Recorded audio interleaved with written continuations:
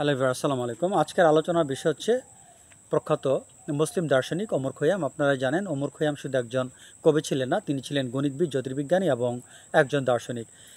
এই ওমর খৈয়ামের লেখা কিন্তু আমরা কবি কাজী নজরুল ইসলামের বিভিন্ন কবিতায় পাই, এবং এই পাক ভারত উপমহাদেশের বিশিষ্ট ইসলামী চিন্তাবিদ এবং দার্শনিক ডক্টর আলম ইকবালও কিন্তু তার বিভিন্ন লেখায় ওমর খৈয়ামের লেখাকে সমর্থন করেছেন। তার মানে এই দুইজন মহান মনীষী কিন্তু আমাদের এই ভারত উপমহাদেশে দুইজন মহান মনীষী কিন্তু ওমর খৈয়ামের একনিষ্ঠ সমর্থক ছিলেন। তো যাই হোক, ওমর খৈয়ামের ধর্মদর্শন নিয়ে আজকে কথা বলবো। ওমর খৈয়াম সুফি দর্শনের জোরালো সমর্থক ছিলেন। তার মতে মহান আল্লাহ তাআলার সাথে মানুষের সম্পর্ক হবে প্রেমের, অর্থাৎ সুফি যারা তারা মহান আল্লাহ তাআলাকে একজন প্রেমিক হিসেবেই দেখে থাকেন। তারা আল্লাহ পাককে ডাকেন, ধ্যান করেন, সব কিছু করেন শুধুমাত্র আল্লাহ পাককে রাজি খুশি করার জন্য, যার বদৌলতে তারা কোনো বেহেশত আশা করেন না, দোজখের শাস্তিকেও তারা সেভাবে কেয়ার করেন না। তাদের লক্ষ্য হচ্ছে আল্লাহ পাকের সন্তুষ্টি অর্জন করা। তারা মহান আল্লাহ তাআলাকে প্রেমিক হিসেব ছাড়া অন্য কোনোভাবেই তারা দেখেন না। তাদের চোখে, তাদের দৃষ্টিতে মহান আল্লাহ তাআলা প্রেমিক। তারা মহান আল্লাহ তাআলার কাছে সর্বদা প্রেম নিবেদন করেন। এবং সুফিরা তাদের আত্মিক সাধনার মধ্যে দিয়ে মহান আল্লাহ তাআলার সাথে একাকার হয়ে যায়। তারা তাদের নিজস্ব কোনো অস্তিত্ববোধ উপলব্ধি করেন না। তারা দেখতে পান সারা বিশ্বে সব জায়গায় শুধু একজনের আধিপত্য, শুধু একটাই সত্তা আছে, তিনি হচ্ছেন মহান আল্লাহ তাআলা। নিজের সত্তাকে তারা হারিয়ে ফেলেন। এটা হচ্ছে ওমর খৈয়ামের একটা ধর্মদর্শন।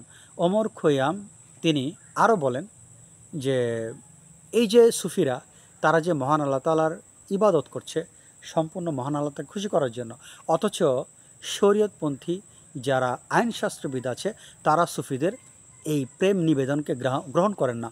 তাদের মতে এই ঈশ্বরের সাথে বা আল্লাহর সাথে বান্দার সম্পর্ক, যেহেতু আল্লাহ পাক সৃষ্টিকর্তা, বান্দা সৃষ্ট, সো এখানে আল্লাহ পাক হচ্ছে মালিক, বান্দা হচ্ছে চাকর। সো সে মহান আল্লাহ তাআলার যাবতীয় বিধিবিধান মেনে চলবে, এতটুকুই। এখানে এইভাবে সুফিরা যেভাবে প্রেমের প্রচার করে থাকে, প্রেমের সম্পর্ক বলে থাকে, এটা শরীয়তপন্থী যারা কঠোর যারা শরীয়তপন্থী, যাদের আধ্যাত্মিক জ্ঞান নেই, তারা এটাকে স্বীকার করে না। এভাবে তারা ওমর খৈয়ামের মতবাদকে সমালোচনা করেন কিছু কঠোরপন্থী শরীয়ত আইন প্রণেতারা, যারা এই ওমর খৈয়ামের মতবাদকে স্বীকার করেন না। ওমর খৈয়াম যেটা বলেছেন যে সুফিরা সাধনার মধ্যে দিয়ে তারা মহান আল্লাহ তাআলার সাথে একাকার হয়ে যায়, নিজের কোনো অস্তিত্ববোধ তাদের মধ্যে থাকে না। তারা সব জায়গায় মহান আল্লাহ তাআলার অস্তিত্ব দেখতে পান। ইভেন তারা নিজেদের মধ্যে মহান আল্লাহ তাআলাকে দেখতে পান। তাদের পার্সোনাল কোনো এক্সিস্টেন্স, অস্তিত্ব থাকে না। এই মতবাদের কঠোর সমালোচনা করেছেন শরীয়তপন্থীর আইন প্রণেতারা। তারা বলেন এটা একটা নির্ঘাত কুফরি, কেননা মহান আল্লাহ তাআলা এক এবং অদ্বিতীয়, তার অনুরূপ কিছুই নেই, এটি পবিত্র কোরআন শরীফে বলা আছে। সো সুফিরা যেটা বলে আল্লাহর সাথে একাকার হয়ে যাওয়া, এটা একটা নির্ঘাত কুফরি। এইভাবে তারা ওমর খৈয়ামের সমালোচনা করে।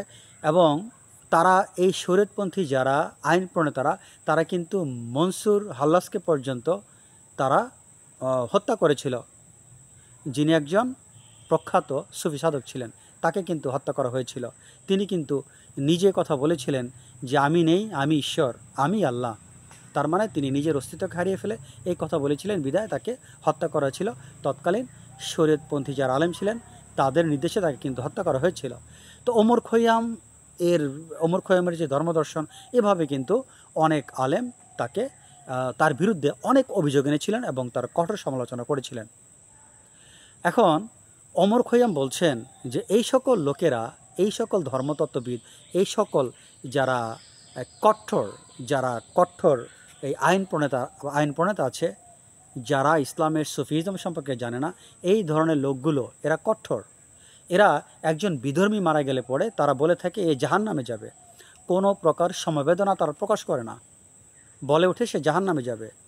অথচ অন্য এক বিধর্মীর লোক, দেখা যায় কোনো মুসলমান মারা গেলে অন্য এক বিধর্মীর লোক, সে যতই কঠোর হোক না কেন, সে কিন্তু অন্ততপক্ষে একটা সমবেদনা জ্ঞাপন করে। অথচ মুসলমান হয়েও, সে আলেম এক ব্যক্তি হয়েও কোনো বিধর্মী মারা গেলে সে বলে সে জাহান্নামে যাবে, কোনো সমবেদনা করা তো দূরের কথা। এইভাবে কিন্তু ওমর খৈয়াম তাদের সমালোচনা করেছেন তিনি তার বিভিন্ন লেখায়। ওমর খৈয়াম আরেকটা কথা বলেছেন, যে কথাটা খুবই গুরুত্বপূর্ণ। ওমর খৈয়ামের মতে যে এই পৃথিবীতে মানুষের দুইটা দায়িত্ব হচ্ছে, একটা হচ্ছে মহান আল্লাহ তাআলার প্রতি মানুষের দায়িত্ব, আরেকটা হচ্ছে মহান আল্লাহ তাআলার সৃষ্ট জীব মানুষ বা অন্যান্য জীবের প্রতি মানুষের দায়িত্ব। অর্থাৎ মানুষের দায়িত্ব দুইটা, মহান আল্লাহ তাআলার প্রতি মানুষের দায়িত্ব আর মানুষের প্রতি মানুষের দায়িত্ব।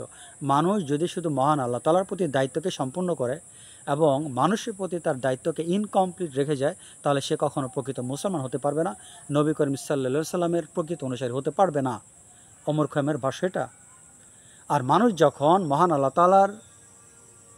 তাআলার প্রতি দায়িত্ব কমপ্লিট করবে এবং তার সৃষ্টজীব মানুষের প্রতি দায়িত্ব কমপ্লিট করবে, তখন সে হবে একজন প্রকৃত আল্লাহ পাকের খলিফা। এভাবে ওমর খৈয়াম তিনি তার দর্শনকে প্রচার করেন, তার ধর্ম দর্শনকে প্রচার করেন। ওমর খৈয়ামকে নিয়ে অনেক আলেম সমালোচনা করেছেন, তার বিরুদ্ধে কুফরের মতবাদ আনয়ন করা হয়েছিল। তবে ওমর খৈয়ামের এই লেখাগুলো সম্পর্কে তাদের অনেকটা মিসআন্ডারস্ট্যান্ডিং আছে। ওমর খৈয়াম মদ পান করার বিষয়টা যে ব্যক্ত করেছেন, আসলে ওমর খৈয়াম এটাকে একটা রূপক হিসেবে, মেটাফোর হিসেবে ব্যবহার করেছেন। অথচ অনেক আলেম এটাকে অনেক খারাপ দৃষ্টিতে দেখে ওমর খৈয়ামের বিরুদ্ধে খুব কঠোর অভিযোগ এনেছিল। ওমর খৈয়াম তার বিভিন্ন কবিতা এভাবে রূপক অর্থে ব্যবহার করেছেন। এর জন্য অনেক বিজ্ঞ ইসলামী চিন্তাবিদদের মধ্যে ওমর খৈয়াম আসলে একজন সুফি সমর্থক এবং তিনি প্রকৃত মুসলমান, অথচ ভুলবশত তাকে অনেক আলেম তার বিরুদ্ধে কুফরের অভিযোগ আনয়ন করে, তার বিরুদ্ধে বিভিন্ন অভিযোগ আনয়ন করে থাকে। যাই হোক, আমাদের এই পাক ভারত উপমহাদেশে স্বনামধন্য যে দুজন ব্যক্তির কথা বললাম, ডক্টর আলম ইকবাল এবং আমাদের জাতীয় কবি কাজী নজরুল ইসলাম, দুজন কিন্তু ওমর খৈয়ামের জোরালো সমর্থক ছিলেন। তারা তাদের বিভিন্ন লেখায় ওমর খৈয়ামের উদ্ধৃতি প্রকাশ করেছেন। যাই হোক, ওমর খৈয়াম নিয়ে আজকের ভিডিও এখানে শেষ করছি। ওমর খৈয়াম নিয়ে আমার চিন্তাভাবনা আছে, আরও কয়েকটা ভিডিও করবো ইনশাল্লাহ। তো এই পরবর্তী ভিডিও দেখার আমন্ত্রণ জানিয়ে আজকের মতো এখানে শেষ করছি। আল্লাহ হাফেজ।